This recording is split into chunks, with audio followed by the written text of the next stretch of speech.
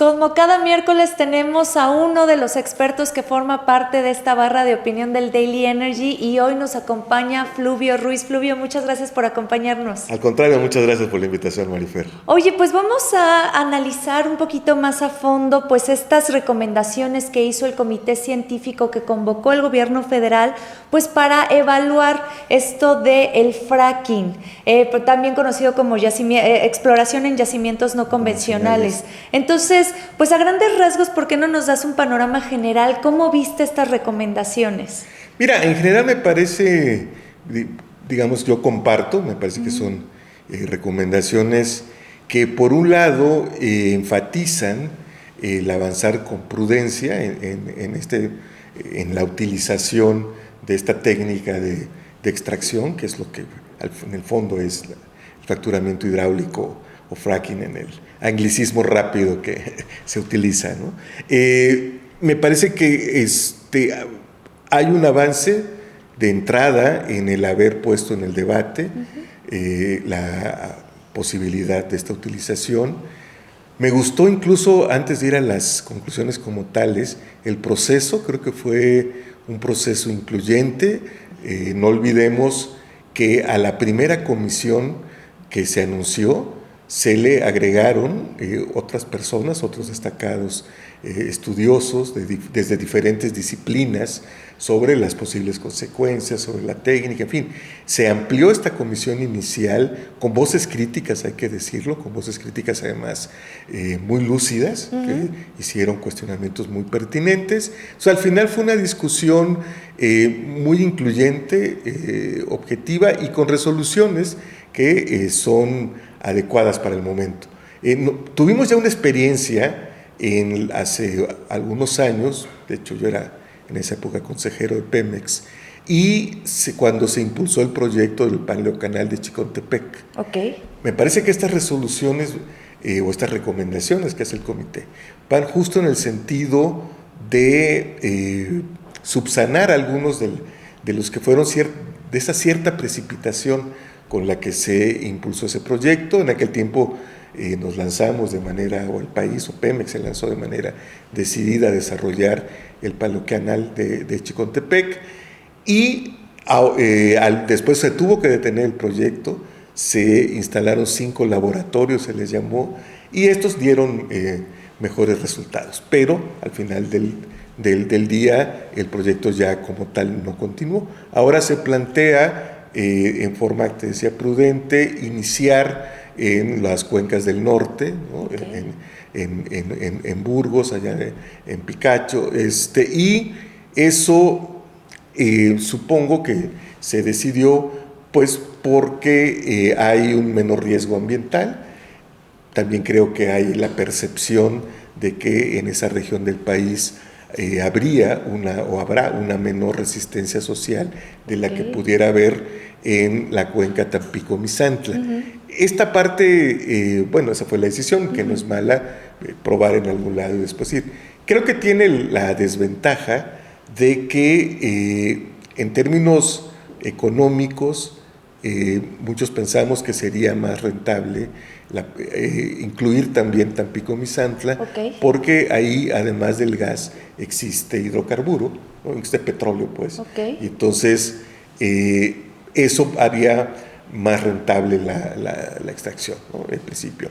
Además, si bien es una zona más poblada, lo cierto es que es la zona de la gran tradición petrolera de este país, ¿no? Hoy se le denomina desde una óptica geológica como la cuenca Tampico-Misantla, pero muchos la conocimos de niños como la zona de la Faja de Oro, ¿no? En términos más geográficos, y ahí surgió la historia petrolera del país.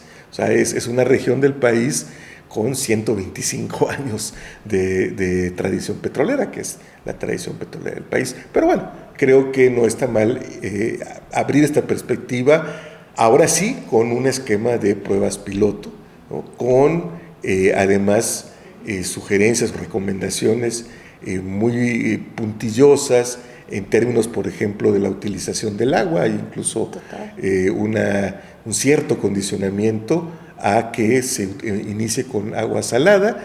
Los datos que yo sé que hay en Pemex hablan de que sí hay este tipo de reservas de agua, ¿no?, con la que se puede utilizar. Aquí también vale la pena recordar que se ha modificado mucho la necesidad de agua más allá de la que existe en los yacimientos. Al inicio es completamente necesaria, pero ya después se puede utilizar la llamada agua congénita, ¿no?, es decir, la que está presente ahí mismo en los yacimientos. Eso reduce mucho la utilización de agua. Se ha mejorado también en el reciclamiento.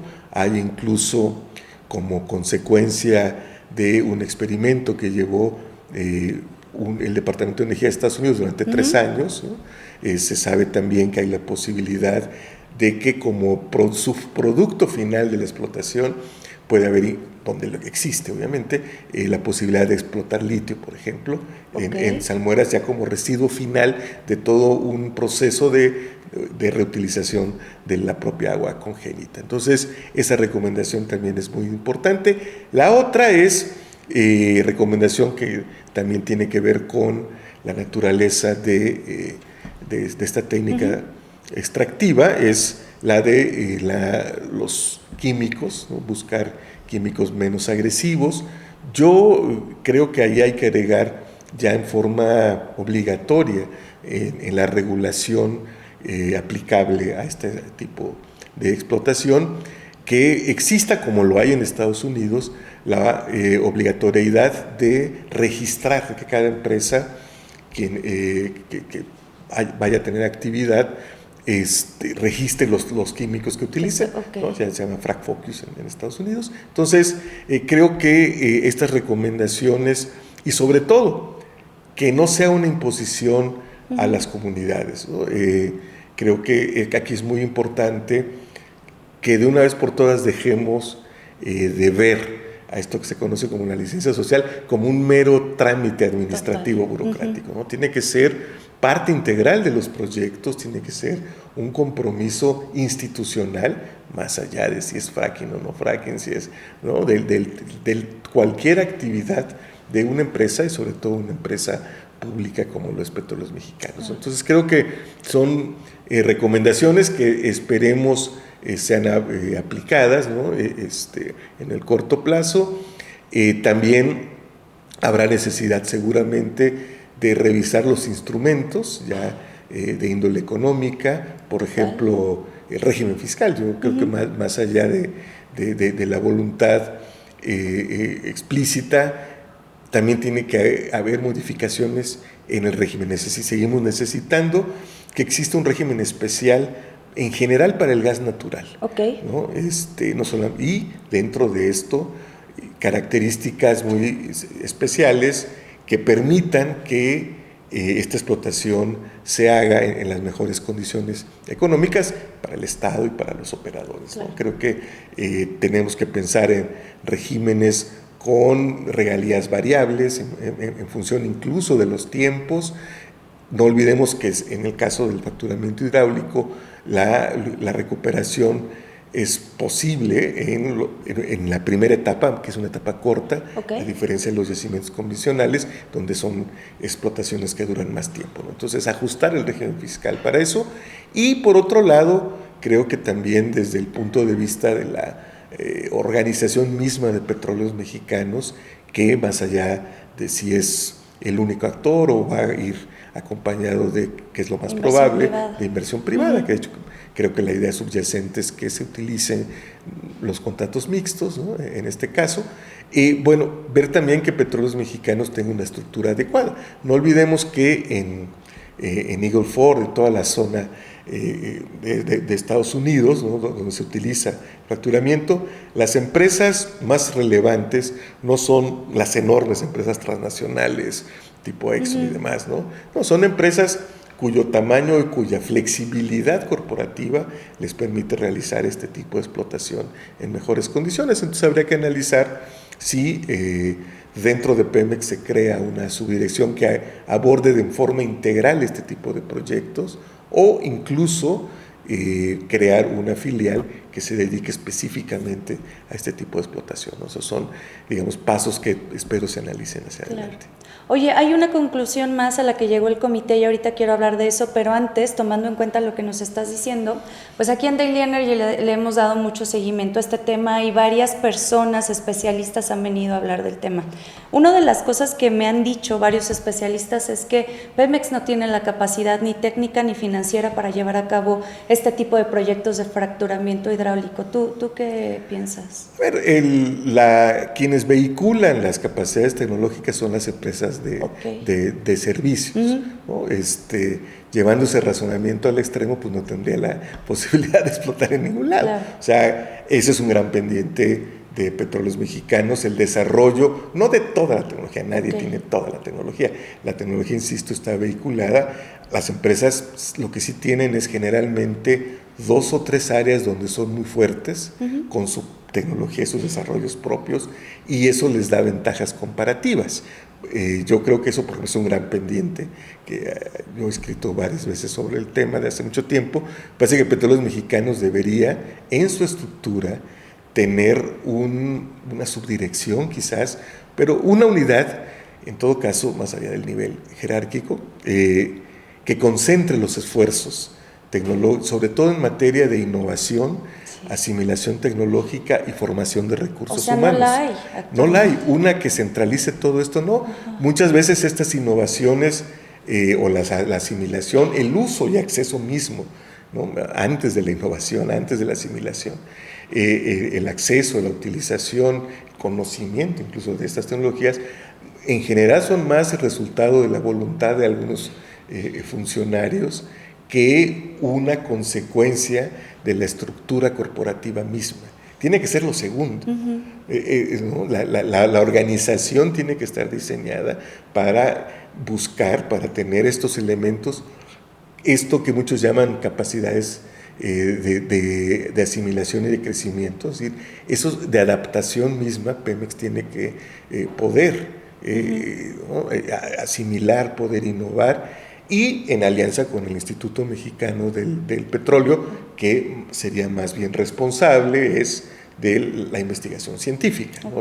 Esa parte quizás no es responsabilidad, o no tendría que ser de Pemex, pero sí una forma de relación con el instituto que tenga al final la generación de 2 o 3 ventajas comparativas. Las grandes empresas tienen, algunas son muy buenas en interpretación sísmica, otras tienen, Petrobras, con quien ahora Pemex está trabajando, ha desarrollado por su trabajo conjunto con el CENPES, ¿no? Que es el equivalente al IMP, pues todo lo que tiene que ver con tecnologías para las aguas profundas y ultraprofundas, pero también con grandes capacidades para la eficiencia en procesos industriales, ¿no? En fin. Entonces, digo, ninguna empresa es endógena tecnológicamente, eso no existe, pero sí lo que tienen las grandes compañías es, sus propias ventajas comparativas en 2 o 3 áreas, cuando menos, y la capacidad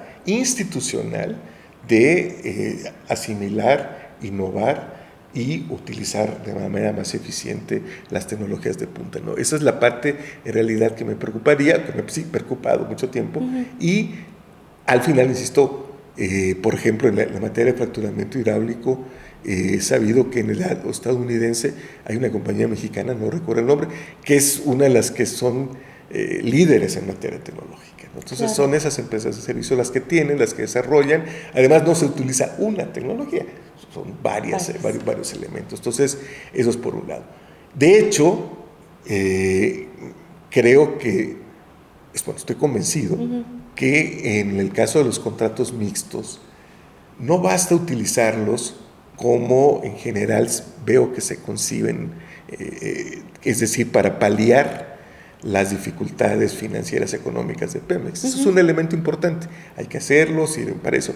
A mí me parece mucho más relevante que se utilicen como un instrumento de transferencia tecnológica y de formación de recursos humanos. Creo que ese es el punto clave, es decir, sí, yo me alío con tal o cual empresa, por supuesto, porque no, Pemex, todos sabemos las dificultades en las que está, económicas y financieras, pero porque además quiero sembrar, ¿no? Quiero fortalecer e incrementar la acumulación de conocimiento, que ese es uno de los grandes elementos, ¿no? Claro. A mí me preocupa que se pierdan, que en estos momentos Pemex está sujeta a toda una serie de tensiones de diferente naturaleza que no propician la conservación, ya no digamos el incremento del conocimiento acumulado a lo largo de los años, ¿no? Entonces, eso es lo que yo vería con mayor importancia, ¿no? Poner ese acento. Y también creo que en el caso de los contratos mixtos habrá que hacer una revisión para el caso específico, en todo caso, de fracturamiento hidráulico. Comentábamos ya de crear un régimen fiscal, ¿no? Adecuado, y también revisar los límites de recuperación de costos que están establecidos, porque podrían, y sobre todo ya que se va a iniciar en el noreste, donde hay fundamentalmente gas, ¿no? Donde eso hace menos rentable. Entonces sí hace falta revisar en la ley, me parece solamente la parte de la límite de recuperación de costos, pero revisar el modelo, ¿no? Claro. El modelo tal y como está, ahí no requiere cambios en la ley, requiere un acuerdo del Consejo de Administración después de una revisión por parte de la Administración como tal, de la Dirección de Petróleos Mexicanos, y eso permitiría hacerlos más adecuados para esta explotación. Perfecto. Oye, otra de las recomendaciones que creo que llamó mucho la atención fue esto de la diversificación de la matriz energética en el país. Y mucho a mí me da a entender que es como irnos hacia el lado de las energías más sustentables. ¿Tú cómo lo ves esto? Porque no fueron precisamente muy claros de hacia dónde irnos, solamente fue como, sí, pues diversifiquen, pues eso ya lo... Sí, pues más o menos parece. Ya para eso vamos, ¿no? Claro, sí, mira, yo creo que aquí sí yo me voy a permitir ir un poquito más allá del planteamiento mismo que hizo la comisión. Hay elementos de naturalezas distintas, ¿no? La solución de fondo, evidentemente, como dice la comisión, es la diversificación de nuestra matriz energética. Vale la pena quizás subrayar para quienes nos vean y escuchen que el fracturamiento hidráulico es solo una pieza de este gran rompecabezas que es la transición energética y en ese sentido la diversificación de nuestra matriz. Aquí cuando hablamos de fracturamiento hidráulico estamos hablando de la posibilidad de una falla sistémica, ¿no? De un punto que te puede provocar, si no el derrumbe, si un serio colapso, si no el derrumbe total, si un serio colapso de todo tu sistema energético, ¿no? Entonces, ¿por qué? Porque ahí tenemos una vulnerabilidad tremenda, ¿no? Los datos todo el mundo los conoce, 70% en general y 93% si quitamos a Petróleos Mexicanos del balance, ¿no? Como dependencia, además frente a Estados Unidos, lo cual nos hace particularmente vulnerables. Entonces, hoy se está atacando con este debate esa parte en específica, incluso la expectativa no es ni siquiera dejar de importar, ¿no? Es simplemente reducir el porcentaje de importación con el incremento de gas natural, efectivamente, con un incremento en la producción interna. Ahora, hay otros elementos antes que son, uno es dejar de quemar, ¿no? El reporte último trimestral del segundo trimestre de este año que dio a conocer Petróleos Mexicanos, bueno, habla de una duplicación de la quema de gas, ¿no? Estamos hablando ya de cantidades que se aproximan al 20% de lo que se produce, entonces, de lo que se extrae. Entonces, urge, porque siempre digo que esa parte es como ser poco el amor y desperdiciarlo en celos, ¿no? Entonces, resolver el problema de la quema de gas, incrementar nuestra capacidad de almacenamiento, ¿no? Esos son elementos que con fracturamiento, sin fracturamiento hidráulico hay que hacer.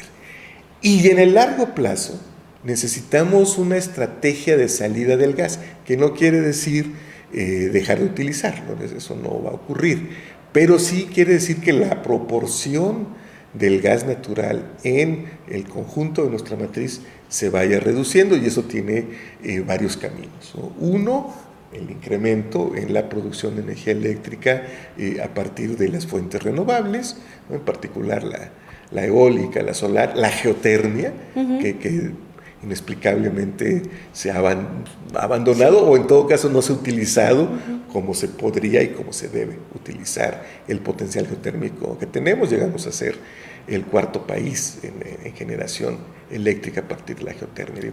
No somos Islandia, pero tenemos Michoacán y tenemos otras regiones importantes, ¿no? Bueno, entonces esa parte es una. La otra, si ya dimos el debate sobre el fracturamiento hidráulico, yo no veo por qué dar el siguiente, que es sobre la energía nuclear. Exacto. Sin el recurso a la energía nuclear, es prácticamente imposible que el país cumpla con sus objetivos de emisiones de gases de efecto invernadero. La energía nuclear es una componente fundamental, así como en el fracturamiento hidráulico ha habido una gran evolución en los temas que ya comentamos, agua, químicos, arena, ¿no? La construcción misma de los pozos para no contaminar los mantos acuíferos, en fin, así como se ha avanzado mucho, en la energía nuclear se ha avanzado mucho en lo que hace muchos años, cuando tú no eras ni una promesa en la mirada amorosa de tus padres, ¿no? Los estudiantes de física en la Facultad de Ciencias de los años 80, pues éramos todos antinucleares. Sí. Básicamente porque el gran tema que no estaba resuelto era el manejo de los desechos nucleares. Ese siempre fue el punto débil, digamos, o la gran discusión, el gran riesgo. Justo por eso la regulación y los avances científicos y tecnológicos hoy permiten que eso sea razonablemente seguro. Tan lo es que nunca hemos escuchado de un accidente importante en un país como Francia, cuya energía eléctrica proviene en un 70% de la energía nuclear. Desde la inmediata posguerra, Francia le apostó, el general Charles de Gaulle creó el programa nuclear francés, y Francia es una nación que su mayor proporción de energía eléctrica es la nucleoeléctrica. Bueno, recientemente han tenido que apagar ciertos reactores nucleares por temas de clima, ¿no? Claro. O sea, de los enfriadores. Claro. Eso es interesante también. Claro, y porque hubo un momento, incluso parte de esta necesidad de tener los reactores se originó también porque sí hubo un momento de duda. Poco antes curiosamente, es una duda que les despejó Vladimir Putin, ¿no? Poco antes de la invasión rusa a Ucrania, sí había esta intención de quizás ya no recurrir tanto a la energía nuclear, y esa duda provocó una serie de relajamiento en mantenimientos y demás. Una vez invadido Ucrania, Francia dijo, no, pero ¿qué vamos a hacer, ¿no? Entonces se ha retomado el programa, pero todo esto no tiene que ver con problemas de seguridad, ¿no? O sea, no hay un tema ahí, insisto, grave. Los accidentes nucleares todos lo sabemos, son 3. Sí. A lo largo de muchísimos... Sí, claro, la de la Chernobyl, Fukushima, y esta isla de las 3 millas. Esos son todos. Y es muy caro generar una central nuclear. Es muy cara. O sea, ¿cuánto tiempo nos podría llevar a México si ni siquiera hay planes ahorita para...? A ver, la inversión inicial es cara. Sí. De hecho, y por eso no nos tomaría tanto tiempo. Por eso estamos en un buen momento, porque, recordemos, tenemos una central, Laguna Verde, que ha funcionado muy bien. Yo hablaba del caso francés, pero la verdad es que podemos hablar del caso mexicano. No ha habido un accidente grave en Laguna Verde. Entonces, en 30 años. Tan es así que se le acaba de renovar la licencia internacional a Laguna Verde. Bueno, Laguna Verde no se concluyó. El proyecto original era de 4 reactores. Y justo porque lo fuerte es la inversión inicial, ¿no? Por temas de seguridad, por todos. Esa es la inversión muy, muy fuerte. Y en una de esas tantas crisis de los años 80, ya no hubo presupuesto para concluirlo. De los 4 reactores, se construyeron 2. Pero fíjate, Marifer, recordamos el 7 de mayo pasado, cuando se presentó el programa de las plantas de ciclo combinado, ¿no? Se plantearon que hay 6 en proyecto, hay 6 en construcción, hay 6 en... Que por cierto, de las 6 plantas que están en construcción, consumen del orden de 631 millones de pies cúbicos de gas. Bueno, Pemex el trimestre pasado quemó 778 millones de kilómetros. O sea, lo que se quemó se pudo haber utilizado en esas que se están construyendo. Además de estas 6 en construcción, hay 6 en planeación.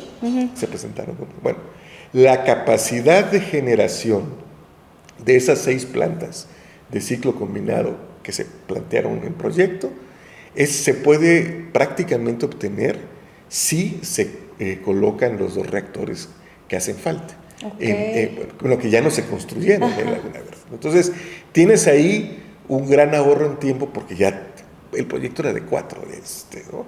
Habrá que adecuar cosas, en fin, pero ya hay muy buenas partes. Para empezar, el terreno está ahí, ya está con los estudios, hemos visto en 30 años de funcionamiento que no ha habido un accidente, en fin. Entonces, eso lo puede hacer más rápido. Alguien me comentó que, un querido amigo, experto en temas, que una vez asignado el contrato, así como, ¿no? Pues el proceso previo es tardado, pero una vez que Marifer te arrancas a hacer una planta nuclear, son 5 o 7 años, entonces no es tanto tiempo. Tampoco es demasiado. Entonces creo que sí estamos en un momento en que valdría la pena, así con la tranquilidad, con la serenidad y la objetividad con la que se dio este debate al seno de la Comisión Científica, rodeada, ¿no?, de algunos foros, yo participé en algunos, para discutir el mismo tema. Creo que valdría la pena repetir o reproducir ese ejercicio en relación a la energía nuclear. Muy interesante. Oye, ya finalmente y de forma muy breve, ¿por qué crees que el fracking tiene tan poca licencia social, malas reacciones, igual que la energía nuclear? ¿Cómo? Son cosas distintas. La energía nuclear, en mucho el imaginario popular colectivo, que tenemos, ahorita voy al fracking, pero la energía nuclear, ya que estábamos hablando de ella, es porque hay una asociación equivocada, ¿no?, con la bomba nuclear, que no tiene nada que ver.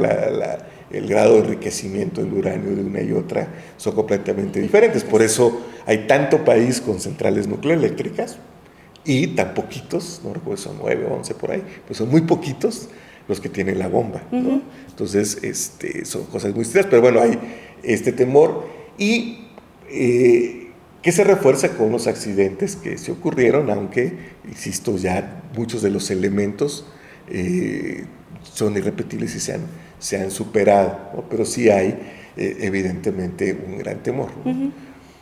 En el caso del fracking, yo te diría que hay un gran problema institucional. Tú sabes, yo soy de Coatzacoalcos, a mí me tocó ver, ¿no?, siempre lo platico, pelícanos enchapopotados y por lo mismo condenados a muerte a la orilla del río, ¿no?, del río Coatzacoalcos. Bueno, las formas de tan poco respeto al medio ambiente y de imposición de grandes proyectos están en la memoria colectiva. O sea, no, el dicho popular dice: la burra no era arisca, pero la hicieron. Entonces, claro, hay una memoria colectiva de abusos, de imposiciones, de una operación poco cuidadosa con el medio ambiente. No ayudan, por cierto, los índices de frecuencia y de gravedad y de petróleos mexicanos, que son los peores en mucho tiempo, en más de 15 años que al menos que yo tengo datos. Las emisiones de azufre a la atmósfera, de las refinerías, o sea, la operación ineficiente no ayuda, ¿no? Yo digo con mucha razón, hay una historia de atropellos, de no consultar a la gente, de una operación que termina siendo gravosa. Entonces, esa memoria colectiva es difícil de revertir. Y además, hay una técnica que ciertamente, la del fracturamiento hidráulico, en sus inicios era muy agresiva contra el medio ambiente, ¿no? y con muchos riesgos. Pues yo siempre digo, en mucho se ha avanzado en la regulación y sobre todo en la innovación tecnológica gracias a la presión social, ¿no?, que ha habido a lo largo de los años. Y ahora tenemos en México la ventaja de que en Estados Unidos durante 24 años, en Argentina durante ya casi una década, se ha seguido avanzando, ¿no? Incluso por conveniencia propia, porque hacer más eficiente la operación también reduce costos. Si vemos también los costos de perforación de pozos, cómo han evolucionado, bueno, pues ha sido una disminución muy importante de los costos, ¿no? Entonces, todo eso abona a favor, pero insisto, abona en contra la memoria colectiva construida sobre la base de una historia, pues, de atropello a las comunidades y de poco respeto al medio ambiente. Con 3 historias es contra el que estamos peleando, ¿no? Claro. Entonces, quienes creemos que vale la pena el riesgo, porque yo también quisiera concluir diciendo, en el caso del fracking, que no es que se haya tomado esta decisión de avanzar con prudencia, pensando, bueno, que estamos en un mundo feliz, sin riesgos, y queremos tomar un riesgo nada más para producir más. No, la decisión, y por eso yo sí, yo aprecio mucho el método que escogió la Presidenta de la República, porque ella tiene que tomar, es la jefa de Estado, ¿no? Es una decisión de política pública, aunque legalmente no está impedida la utilización, pero más allá de eso, es importante el respaldo político, y la decisión que se tiene desde el gobierno, desde la presidencia, es entre 2 riesgos. O sea, el riesgo inherente al fracturamiento hidráulico, con todo lo que ya platicamos de avances y de las cosas que se tienen que hacer. Hay que repensar el diseño institucional, hay que repensar las capacidades de los organismos gubernamentales involucrados en la regulación, la CEA, la propia CENER, la Semarnat. O sea, tenemos que repensar, tenemos que darle las capacidades técnicas de recursos humanos, financieras, jurídicas, el peso político, en fin, tienen que ser reguladores muy fuertes los organismos que intervengan en esto, ¿no? Entonces, con todo eso, para mitigar el riesgo inherente a la actividad. Pero hoy estamos en una situación de riesgo. O sea, no es que estemos en un mundo feliz. El depender tanto y de un solo país en algo que es vital, no solo para la generación eléctrica, sino para toda la vida, la dinámica económica e industrial del país, es un riesgo en sí. Y es un riesgo, además, que ya se concretó, ¿no? Con la helada en Texas, ¿no? Vimos cómo ese riesgo, cuando se concreta, pues puede causar, al menos no causó una disrupción en términos de la actividad económica, pero sí nos salió caro. Claro. Entre 100 y 130 mil millones de pesos. Esos 3 días en que no hubo ese abastecimiento de gas natural al país debido a la helada. A la helada en Texas, ¿no? Entonces, no estamos en un mundo feliz y tranquilo. Estamos en una situación de riesgo, de franca vulnerabilidad en términos del intercambio comercial con Estados Unidos, y esa es la decisión.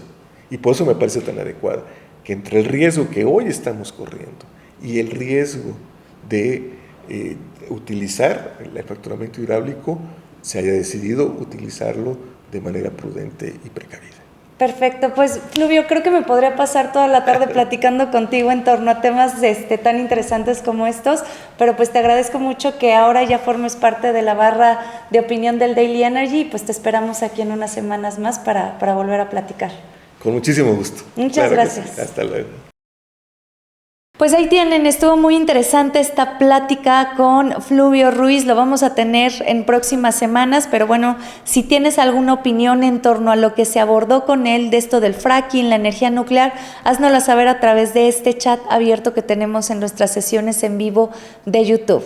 Nos vemos mañana con más información del sector energético. Yo soy María Fernanda Navarro, gracias por acompañarme. Las opiniones expresadas en este podcast no son responsabilidad exclusiva de los participantes y no reflejan necesariamente la postura editorial de Petróleo y Energía ni de PQ Media Group. ¿Hasta dónde se dirige la transición energética de México? 5 líderes, 5 perspectivas. Una conversación estratégica sobre las decisiones que están definiendo el presente y el futuro de la energía en nuestro país. Marco Vera, GE Vernova. Isabel Studer, Sostenibilidad Global. Adalberto García, AES México. Gabriel Monroy, Invenergy México. Sofía Tamayo, Quino Energía.